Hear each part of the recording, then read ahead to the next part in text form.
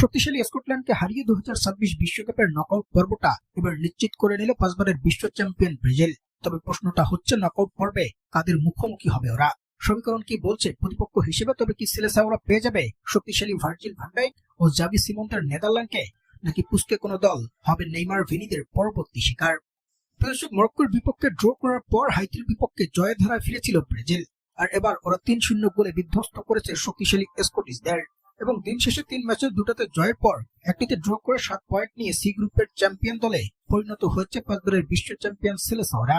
তালিকায় ওদের পরের স্থানে আছে মরক্কো, স্কটল্যান্ড এবং হাইতির অবস্থান। এদিকে সমীকরণ বলছে সি গ্রুপের দলগুলো নকআউট পর্বে মোকাবেলা করবে এফ গ্রুপের দলের বিপক্ষে, যে গ্রুপে বর্তমানে আছে নেদারল্যান্ড, জাপান, সুইডেন ও তিউনিসিয়ার অবস্থান। যেহেতু এক গ্রুপের চ্যাম্পিয়ন দল অন্য গ্রুপের রানার আপ দলকে প্রতিপক্ষ হিসেবে পেয়ে থাকে নকআউট পর্বে, তাই বলা যায় সি গ্রুপে যখন চ্যাম্পিয়ন দল ব্রাজিল, তখন ওরা প্রতিপক্ষ হিসেবে এফ গ্রুপে বর্তমানে জাপানকেই পেয়ে যাবে। তবে এই এফ গ্রুপের দলগুলোর এখনো বাকি আছে একটি করে ম্যাচ, যেখানে নেদারল্যান্ড মোকাবেলা করবে তিউনিসিয়ার বিপক্ষে আর জাপান লড়াইটা করবে সুইডেনের বিপক্ষে।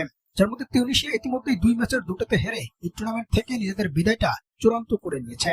অন্যদিকে শক্তিশালী ডাচদের বিপক্ষে ওরা পাত্তাই পাবে না, এটাও স্পষ্ট। তাই বলাই যায় গ্রুপটির চ্যাম্পিয়ন দল হয়ে নকআউট পর্বে উঠবে নেদারল্যান্ড। অন্যদিকে জাপান ও সুইডেনের মধ্যকার লড়াইয়ে যদি জাপান হেরে যায় সুইডেনের কাছে, তবে ওই গ্রুপের তালিকায় দ্বিতীয় স্থানে উঠবে সুইডেন আর তৃতীয় স্থানে নেমে যাবে জাপান।